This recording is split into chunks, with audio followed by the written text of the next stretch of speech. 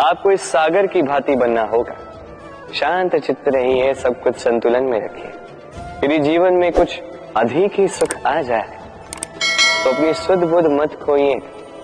यदि जीवन में दुख आ जाए, कष्ट आ जाए, तो अपना निश्चय, अपना लक्ष्य और अपनी शक्ति मत भूलिएगा, क्योंकि यही श्रेष्ठता व्यक्ति का आचरण है। राधे राधे।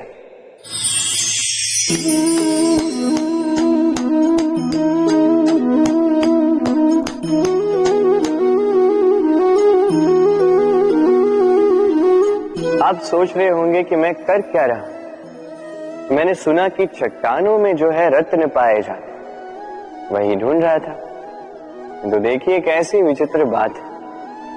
हर चट्टान में रत्न नहीं पाए जाते, हर गज के मस्तक पर गजमुक्ता नहीं पाया जाता, हर वन में चंदन का वृक्ष नहीं पाया जाता। जीवन में ये जो श्रेष्ठ और महान वस्तुएं, इन्हें पाने के लिए कठिनाइयों का सामना करना ही पड़ता है। अब ऐसे ही श्रेष्ठ होते हैं मित्र। अत्यंत श्रेष्ठ यदि सही मित्र मिले तो आपको जीवन में कई सारे लोग मिलेंगे, बड़ी मीठी मीठी बातें करेंगे, किंतु यदि कोई ऐसा जीवन में आए जो आपके हित के विषय में सोचे, आपके हित के विषय में कार्य करे, तो उसे कहीं मत जाने दीजिए। उन्हें अपने जीवन में सहेज कर, फिर देखिए आपके जीवन में सुख ही सुख हो। राधे राधे। देखो तो ये संसार कितना सुंदर है, किंतु वास्तविक सत्य ये है कि इस संसार में सब कुछ नश्वर है। जो कल था वो आज नहीं है, जो आज है वो कल नहीं था, और जो आज है वो कल भी नहीं होगा। प्रत्येक व्यक्ति अपने अपने समय पर काल को प्राप्त हो जाता है। इस रूप का नाश करता है बुढ़ापा, प्राणों का नाश करती है मृत्यु, आलस्य, ईर्ष्या धर्म का नाश करते हैं, और क्रोध संबंध का नाश करता है। किंतु एक ऐसा भाव है जो अकेला ही सारे गुणों का नाश करने में सक्षम है, और वो है अभिमान। इसलिए ज्ञान को स्वयं के पास आने दीजिए, किंतु अभिमान को कदापि नहीं, क्योंकि यदि ये अभिमान आपके पास आ गया तो जीवन में जो कुछ भी आपने अर्जित किया है, चाहे वो गुण हो, चाहे वो धन हो, चाहे वो मित्र हो, चाहे वो आनंद, सबका नाश हो जाएगा।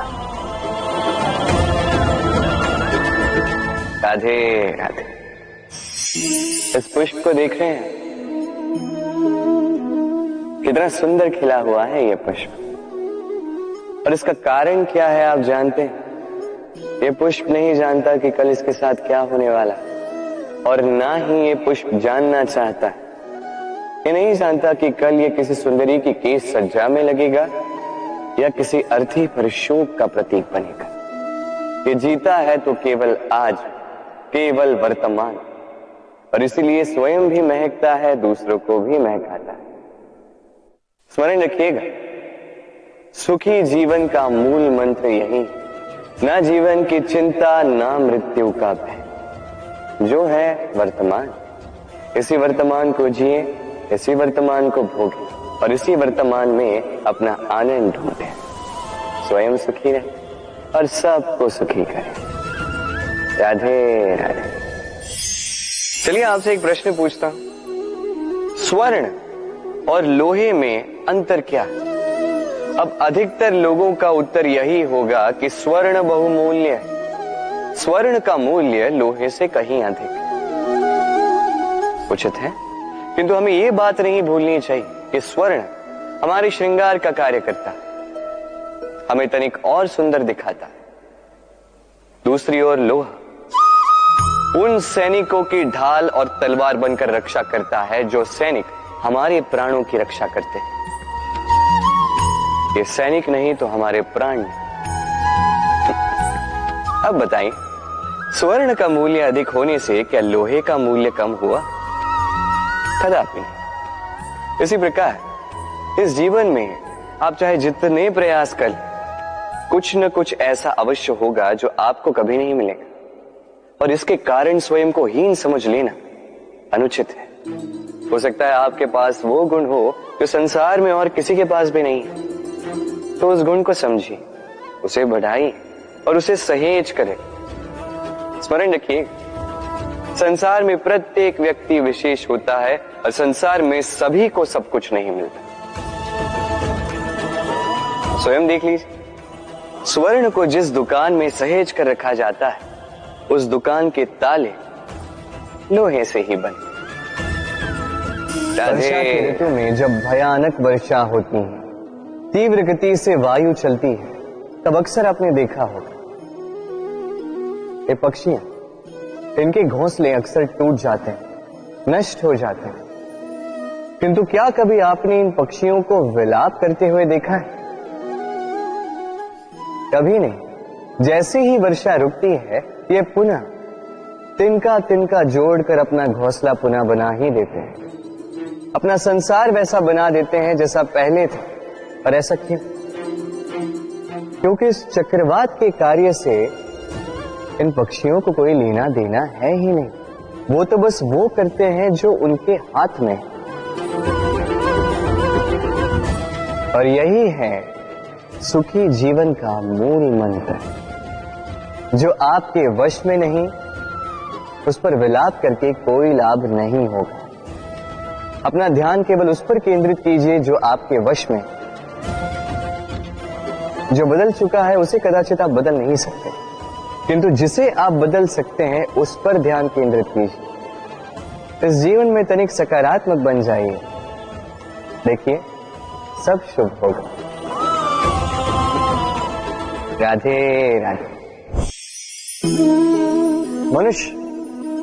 मनुष्य सदैव विश्वास करता है ऊपर उठने में, ऊंचा और ऊंचा उठने में, किंतु वास्तविकता तो यह है कि जब तक शिखर को स्पर्श नहीं करोगे, ऊपर उठने में आनंद नहीं आएगा। अब देखिए ये वर्षा जब आकाश से गिरती है, धरती भी इसका स्वागत करती है, क्योंकि वर्षा गिरती है धरती की प्यास बुझाने के लिए। वर्षा आती है तो वन उपवन झूम उठते हैं, मोर पपीहे नाचते हैं, गाते हैं। इसलिए नहीं कि वर्षा गिरी, इसलिए कि वर्षा उस भाव से गिरी। अब उसी स्थान पे यदि आकाश से कड़कती हुई बिजली धरती पर गिरे तो प्रकृति भयभीत हो जाती है। अर्थात ये भाव अत्यंत महत्वपूर्ण है। सर्वप्रथम इस भाव को देखिएगा, और यदि इस भाव में सृजन है तो समझ लीजिए सब कुछ शुभ ही होगा। राधे राधे। जब भी हम किसी वृक्ष को देखते हैं, सर्वप्रथम हमारी दृष्टि पड़ती है उसके पुष्पों पर, हरे भरे पत्तों पर, रसीले फलों पर, किंतु वो कठोर, वो निस्वार्थ जड़, उससे तो हम कभी आकर्षित होते ही नहीं। अब क्या इसका अर्थ ये है कि जिसने बलिदान दिया, जो उस वृक्ष की नींव है, जिसने उस वृक्ष को बढ़ाया, उसका कोई मोल ही नहीं। स्मरण रखिएगा, जब भी हम किसी वृक्ष को जल देते हैं, उसके पत्तों, पुष्पों या फलों को नहीं, उसकी जड़ को देते हैं। जब भी हम किसी वृक्ष की पूजा करते हैं, यही पुष्प, यही तिलक हम उसकी जड़ को अर्पित करते हैं। अर्थात कहीं न कहीं अनजाने में ये प्रकृति आपको वो मान दे ही देती है जिसके आप पात्र हैं। और इसीलिए तो मैं कहता हूं, तो कर्म किए जा, तू फल की चिंता ना कर, तुझे वो मान अवश्य मिलेगा जिसका तू पात्र है, बस विश्वास कर। राधे राधे। सागर कितना विशाल होता है ये सागर, क्या नहीं कर सकता ये सागर। क्षण भर में त्राही त्राही मचा सकता है, प्रलय ला सकता है, संसार मिटा सकता है। ये सागर जीवन ज्योति बुझा सकता है। यदि कुछ नहीं बुझा सकता तो एक प्यासे की प्यास, दूसरी ओर ये गागर इतनी छोटी है कि गोपियां एक साथ 10-10 लेकर चल सकती हैं, किंतु यही छोटी गागर 20 की प्यास बुझा सकती है। अब बताइए, जल सागर में भी है और गागर में भी, फिर इतना अंतर क्यों? यहां पे अंतर है तो भाव के स्वभाव में। एक माटी में मीठा जल संजो कर रखती है तो दूसरा अपने खारे पानी से किसी को भी माटी में मिला सकता है। आप क्या बनना चाहेंगे? सागर का खारा पानी बनकर किसी की आस बुझाना चाहेंगे या मीठी गागर बनकर किसी की प्यास बुझाना चाहेंगे? निर्णय आपका है। राधे राधे।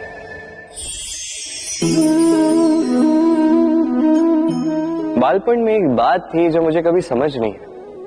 मैं सदैव आश्चर्यचकित रहता था कि ऐसा कैसे हो सकता है।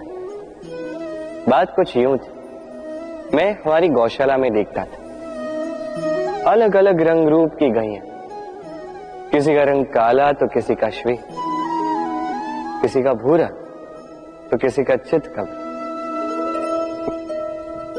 अब मैं देखता था किसी के सींग बड़े हैं तो किसी के इतने छोटे कि मानो दिखाई ही न थे। कोई गैया आकार में छोटी थी तो कोई तनिक बड़ी, किंतु जब ये सारी गैयाएं दूध देती थी तो मैंने देखा सब कुछ तो समान, रंग समान, स्वाद समान, गुण समान, पौष्टिकता समान। अब मैं ये समझ नहीं पाया, मेरी दृष्टि में तो सारी गैयाएं अलग अलग थी। मैंने सोचा मैंने मैया से पूछता। मैंने मैया से पूछा, मैया ने मुझसे कहा, कान्हा, रंग रूप बदलने से गैया की वास्तविकता तो नहीं बदलती ना, गैया तो गैया ही रहेगी। अब मैं ये बात नहीं समझ पाता कि मनुष्य इसे आत्मसात कैसे नहीं कर सकता। देखिए, रंग, रूप, जात, धर्म, भाषा, इससे ऊपर है मानवता, और मानवता का एक ही धर्म है और वो है प्रेम। तो यही प्रेम अब सब में बांटते रहे, प्रेम से सबकी सेवा करते रहे। इस मानवता का अमृत चख के देखिए, फिर आप समझ जाएंगे कि हम सब भिन्न भिन्न नहीं, हम सभी एक हैं। राधे राधे।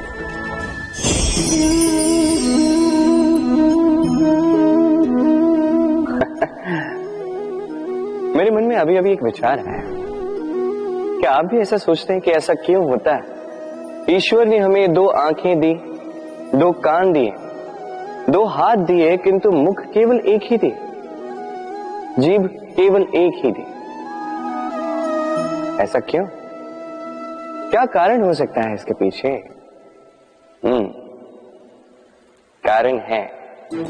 कारण ये है कि ईश्वर चाहते हैं कि हम देखें अधिक, सुने अधिक, कार्य अधिक करें, बोले कम। अब यदि आप गौर से सोचेंगे तो इसमें भी हमारी जीभ को अत्यंत कोमल बनाया गया है ताकि इन कठोर दांतों के मध्य में ये बड़ी सरलता से रह सके। अब इसके पीछे भी कोई कारण है। हमारे शब्द और हमारी वाणी भी इसी प्रकार कोमल और सरल होनी चाहिए। स्मरण रखिए, यदि इस मुख से शब्द कठोर निकलेंगे तो इसके परिणाम भी कठोर ही होंगे।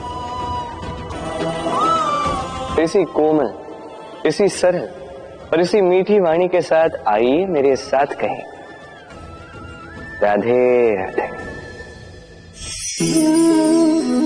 इस कोमल घास को देख रहे हैं, इतनी कोमल कि कोई बालक भी आके इस पर बैठ जाए तो ये दब जाती। एक छोटा सा चूहा कहीं से आ जाए, अपने दांतों से इसे काट सकता, और यदि कोई हाथी आ गया तो बड़ी सरलता से इसे जड़ से उखाड़ कर फेंक सकता है ना? अब देखिए,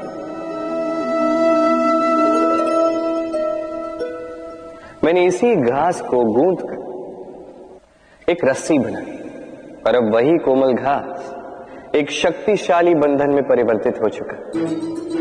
ऐसा बंधन जो किसी हाथी को बांधने में काम आ सकता। वही हाथी जो बड़ी सरलता से इस घास को उखाड़ कर फेंक सकता था। समझे आप? इसी रस्सी की भांति यदि एक साथ रहोगे, एक दूसरे की सहायता करोगे, साथ निभाओगे, तो कितनी भी बड़ी समस्या क्यों ना, उसका हल बड़ी सरलता से आप निकाल पाओ। राधे।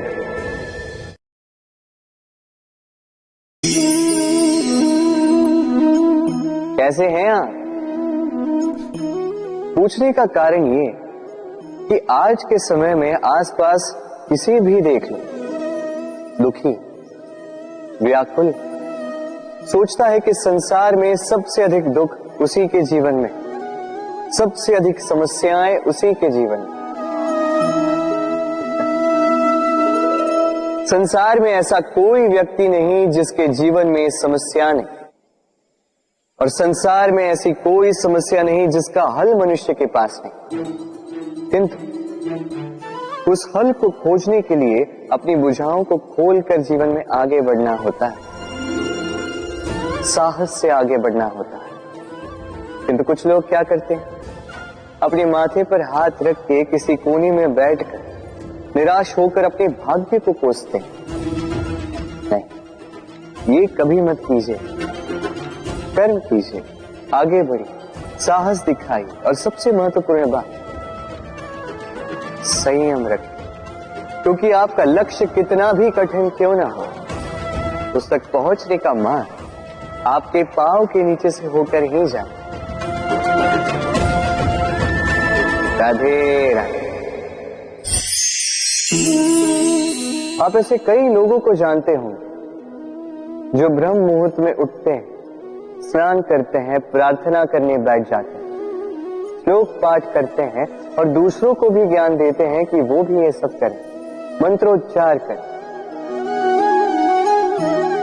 मंत्रोच्चार, निस्संदेह इसमें बहुत शक्ति होती है, किंतु ये शक्ति आपको तभी मिलेगी जब आप उस मंत्र में छिपी सीख आत्मसात करेंगे, अपने जीवन में उतारें, उस सीख को आप कर्मों में परिवर्तित करें, प्रेम से इस सद्ज्ञान को अपने जीवन में लाइए, इसका प्रयोग कीजिए, तब मिलेगी आप इस मंत्र की शक्ति।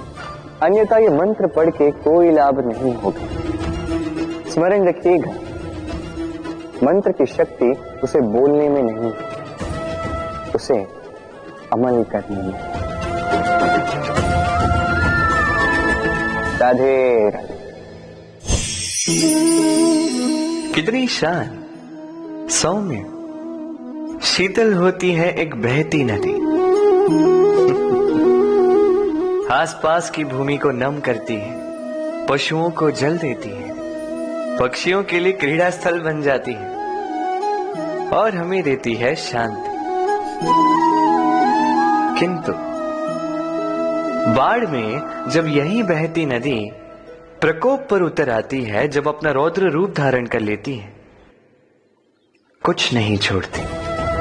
वन, घर, शहर, पर्वत तक तोड़ डालती है ये शांत बहती नदी। अब इसी प्रकार होते हैं हमारे भाव। जब तक शांत है, जब तक नियंत्रण में, तब तक सदा आपको सुख देंगे। किंतु यदि ये अनियंत्रित होकर बाहर निकले, सर्वस्व का अंत कर देते हैं। इसलिए भावनाओं के नियंत्रण में नहीं, भावनाओं को नियंत्रण में करना सीखें। आप जीवन में बहुत सफलता पाएंगे। राधे राधे। चलिए आपसे एक प्रश्न करता हूं, सबसे स्वादिष्ट फल कौन सा है? अब कोई कहेगा आम, तो कोई कहेगा सीताफल, कोई कहेगा अमरूद, और क्यों नहीं? अब प्रत्येक व्यक्ति की अपनी अपनी रुचि है, अपना अपना स्वाद है। कोई ये भी कह सकता है कि भाग्य से जो भी फल मिले वही सबसे अच्छा। अब रुचि चाहे जो भी हो, जैसी भी हो, सबसे मीठा फल वही जो परिश्रम के पश्चात प्राप्त हो। अब देखिए, तिनका तिनका जोड़कर, पाई पाई जमाकर अपनी स्वयं की एक कुटिया बनाना, उसमें रहना, वाह, इसका आनंद ही कुछ और है। और इसके समक्ष बड़े बड़े महलों का सुख फीका पड़ जाता है।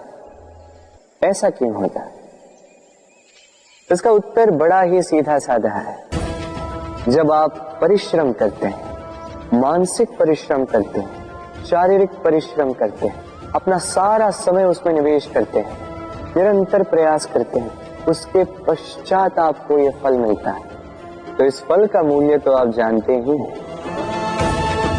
स्मरण रखिएगा, परिश्रम अमूल्य है, इसलिए इससे मिला फल भी अतुल्य है। तो परिश्रम करते जाइए, निरंतर प्रयास करते जाइए, इस फल को प्राप्त करते जाइए, अपने इस जीवन में इस सफलता को प्राप्त करते जाइए।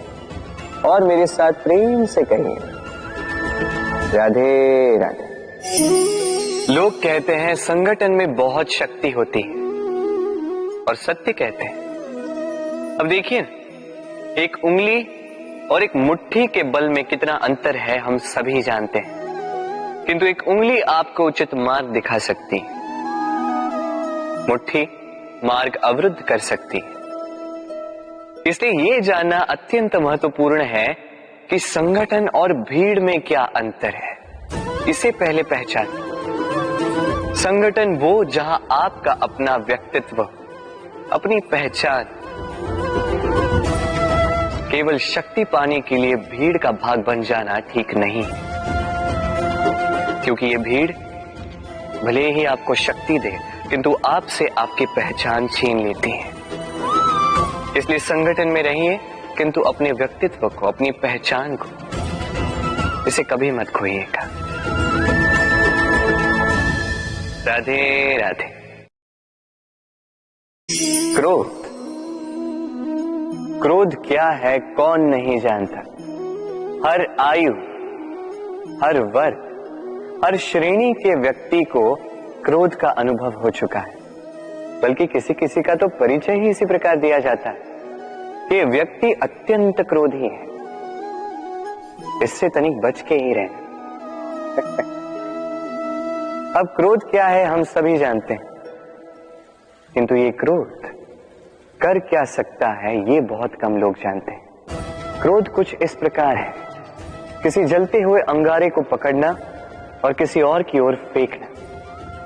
अब इसके पीछे आपकी मंशा होती है सामने वाले को जलाने की, किंतु उससे पहले तो आपके स्वयं के हाथ जल जाते हैं। तो स्मरण रखिएगा, जब भी आप किसी और पर क्रोध करते हैं, सर्वप्रथम वो आपके विनाश का कारण बनता है। मैं कहता हूं, जब इस संसार में करने के लिए प्रेम है तो क्रोध करना ही क्यों। प्रेम कीजिए, यही प्रेम सब में बांटिए, और इसी प्रेम के साथ कहें राधे राधे। भय, ये भय सदैव मनुष्य के साथ ही रहता है। कुछ खो देने का भय, जो पा लिया उसे खो देने का भय, अब जिसके हम निकट हैं उसके दूर चले जाने का भय, जो हमारा है हमसे छिन जाने का भय। अब मनुष्य सारा जीवन व्यतीत कर देता है इस भय की छाया में। किंतु क्या कभी आपने ये सोचा है कि ये भय हमें क्यों लगता है? ये भय हमें इसलिए लगता है क्योंकि हम उस व्यक्ति, उस भाव, उस वस्तु को स्वयं से समेट कर रखते हैं। हम स्वयं उसे इतनी शक्ति दे देते हैं कि वो जब चाहे तब हमें छोड़कर जा सकता है, हमें कष्ट पहुंचा सकता है। किंतु यदि हम उस भाव, उस व्यक्ति, उस वस्तु से निर्लिप्त रहें, उसके आकर्षण से हम मुक्त हो जाएं, तो ना ही वो हमें छोड़कर जा सकता है, ना ही हमें कष्ट पहुंचा सकता है। इसलिए स्वतंत्र रहिएगा और सबको स्वतंत्र रखिएगा, प्रेम को भी। राधे राधे। अस्तो मां सत्कमे तमसो मां ज्योतिर्गमे मृत्युर्मामृतम गमय। कभी आपने सोचा है काला रंग ना होता तो क्या श्वेत रंग आपको भाता? रात्रि का अंधकार ना होता तो सूर्य प्रकाश का अर्थ हमें समझ आता? ये थकान ना होती तो क्या विश्राम का अर्थ हम समझ पाते? ये भूख ना होती तो क्या इन स्वादिष्ट व्यंजनों का अर्थ हम समझ पाते? क्या इन सब का आनंद हम ले पाते? स्मरण रखिएगा, इस संसार में कोई भी भाव या वस्तु बुरी नहीं। यदि आप मानते हैं कि बुरी है तो किसी कारण से ये बुराई आवश्यक है, अन्यथा ईश्वर इसे हमारे संसार में रखते ही। इस बुराई का उद्देश्य है हमें अच्छाई का आभास करवाना, ताकि हम अच्छाई में अपना लक्ष्य साध सकें। इसलिए बुरों से कभी घृणा मत कीजिएगा, ये तो केवल भलाई की आवश्यकता के जनक है। उन्हें भले में परिवर्तित कीजिए, असत्य से सत्य की ओर ले जाए, अंधकार से प्रकाश की ओर ले जाए, मृत्यु से अमरत्व की ओर ले जाइए, किंतु प्रेम के पथ से। राधे राधे। अक्सर हमारे पास एक बहाना होता है, एक खींच होती है कि संसार में हम करें तो क्या करें, जो हम करना चाहते हैं वो पहले ही कोई कर चुका है, हमारे पास तो कुछ करने के लिए ही नहीं है। यदि आपको उदाहरण दूं तो इन पूजा की थालियों को देखिए, पहले से ही सब कुछ सज्ज करके रख दिया गया है। अब ऐसे में हम सोचते हैं कि करना क्या शेष है, सब कुछ तो पहले ही हो चुका है। अब यहाँ पे समस्या कर्तव्य में नहीं, यहाँ समस्या हमारी सोच में। हम ये सोचने में समय व्यतीत करते हैं कि क्या हो चुका है। हमें ये सोचना चाहिए कि क्या करना अब भी शेष है जिसमें हम अपना योगदान दे सकते हैं।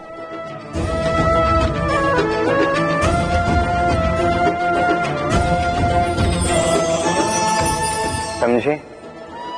संसार में ऐसा कोई कार्य नहीं जो पूरा हो। आप सदैव उसे आगे बढ़ाने के लिए प्रयास कर सकते हैं, आप उस कार्य को और श्रेष्ठ बना सकते हैं।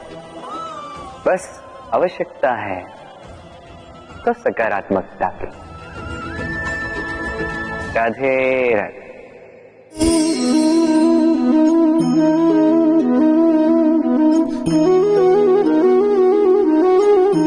चलिए आज आपसे एक प्रश्न पूछता हूं। मनुष्य अंधकार से भयभीत रहता है, ऐसा क्यों? इसका उत्तर है कि इस अंधकार में मनुष्य कुछ देख नहीं पाता, न आगे देख पाता है न पीछे, आसपास क्या है समझ नहीं पाता, न अपनी राह देख पाता है न अपना लक्ष्य, जिसके कारण अपना विश्वास खो देता है और इसी कारण से भयभीत हो जाता है। चलिए अब आपसे एक और प्रश्न करता हूं। क्या इस संसार में इतना अंधकार है कि इस दिए का अस्तित्व ही मिटा दे? नहीं, उल्टा ये दिया अंधकार को चुनौती देता है, स्वयं जलकर संसार को प्रकाश देता है। ये छोटा सा दिया, अब जब ये छोटा सा दिया अंधकार से भयभीत नहीं होता तो भला आप क्यों असफलता से भयभीत होते हैं? आपके भीतर एक अमर आत्मा है, बस आवश्यकता है तो उस आत्मा को जगाने की। अपने भीतर की इस ऊर्जा को जगाकर तो देखिए, सब कुछ दिखेगा। राधे राधे। विवाह प्रेम का लक्ष्य है, ये भ्रम है था। और इसीलिए मनुष्य सदैव ये भूल कर बैठता है, सोचता है कि विवाह ही प्रेम का लक्ष्य है। मनुष्य प्रेम को पाना ही प्रेम समझ लेता है। अब देखिए ना, इस संसार में कुछ ऐसे भी भाग्यशाली लोग हैं जिनका विवाह उनके प्रेम के साथ होता है। कुछ का प्रेम ऐसा भी जिन्हें विवश होकर ना चाहते हुए भी किसी और के गले में वरमाला डालनी पड़ती है। किंतु ये दोनों भूल कर बैठते हैं तब विवाह के पश्चात वो सोचते हैं कि हमें तो सब कुछ मिल गया, हमने तो प्रेम प्राप्त कर लिया, हमारा लक्ष्य पूर्ण हुआ। किंतु उसके पश्चात ये जो प्रेम है था कहीं ना कहीं खो जाता। और जिन्हें प्रेम ना मिला वो प्रेम ना मिल पाने की पीड़ा में प्रेम ही भूल जाते हैं। समर्पण, 100% निस्वार्थ समर्पण, वो समर्पण जो किसी मां के मन में अपनी संतान के लिए होता है। क्योंकि ये प्रेम दाऊ, ये प्रेम पाना नहीं है, ये प्रेम देना है।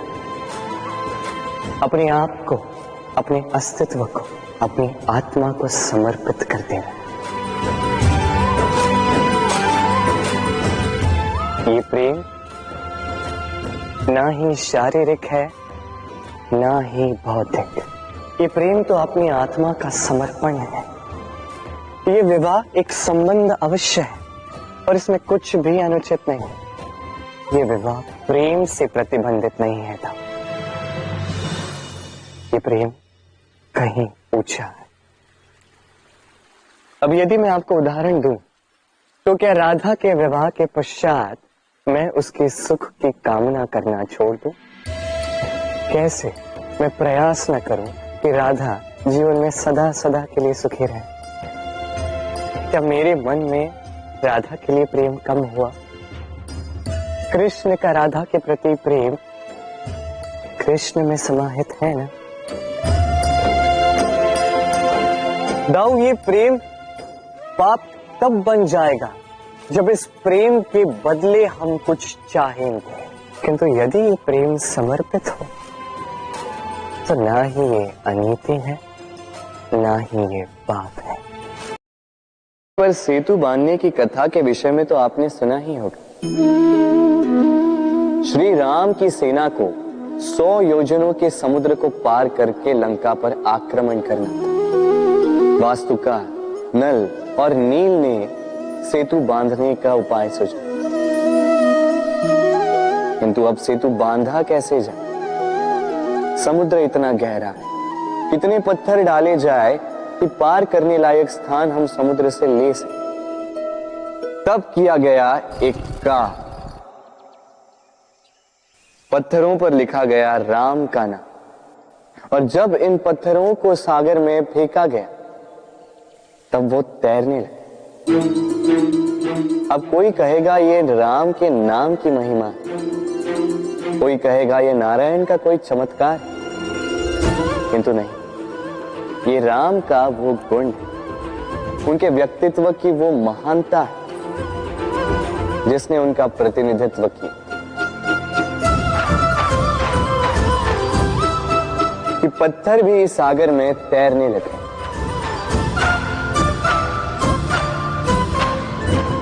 उसी प्रकार जहां हम नहीं होते वहां हमारे गुण हमारा प्रतिनिधित्व करते हैं। हमारे नाम की शक्ति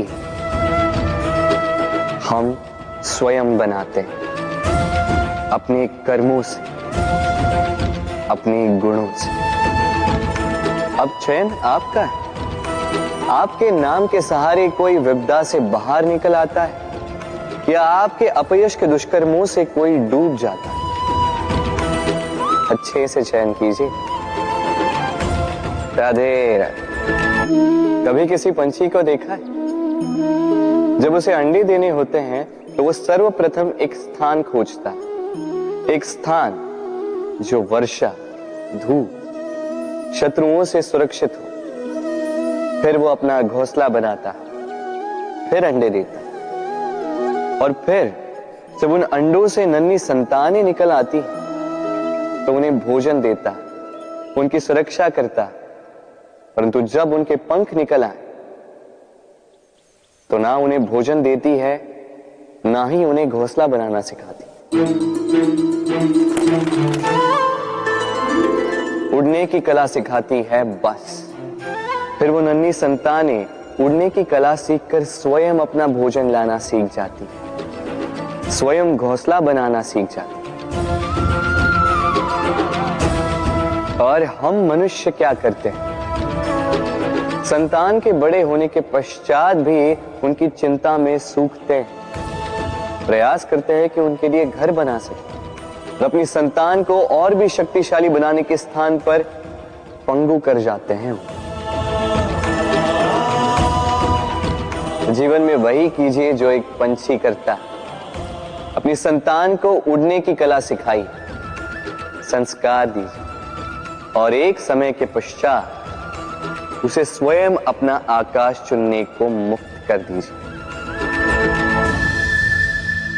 राधे राधे।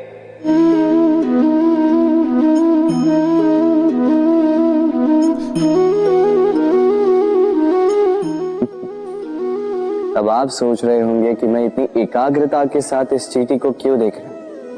आपको बता दूं कि आज इस चींटी को देखकर मैं मंत्रमुग्ध हो चुका हूं। इसके रूप, इसके आकार को देखकर नहीं, इसके प्रयासों को देखकर।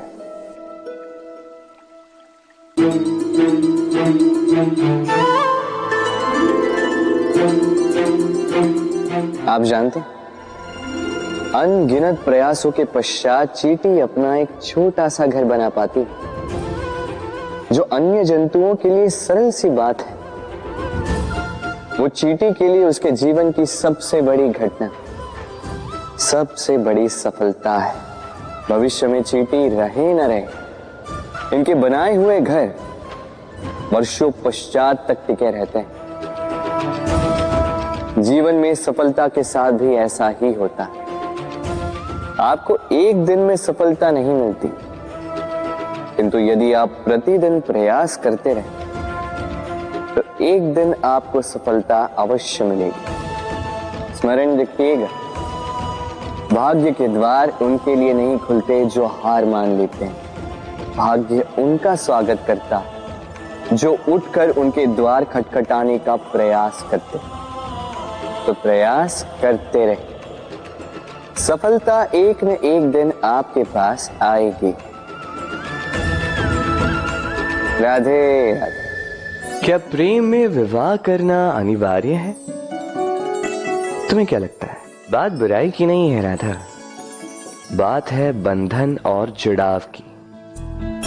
राधा, विवाह एक ऐसा पवित्र बंधन है जो दो लोगों को एक जीवन के लिए बांध के रखता है, किंतु प्रेम एक ऐसी भावना है राधा जो दो प्रेमियों को अनंत काल तक जोड़कर रखती है। विवाह में कोई बुराई नहीं है राधा, किंतु क्या इसे प्रेम के अनंत बंधन का अंग बनाना उचित होगा? जो प्रेम अलौकिक है राधा, उसे सांसारिक बंधन में क्यों बांधना? हमें देखो, इस क्षण को देखो, अभी भी हम साथ में ही है ना।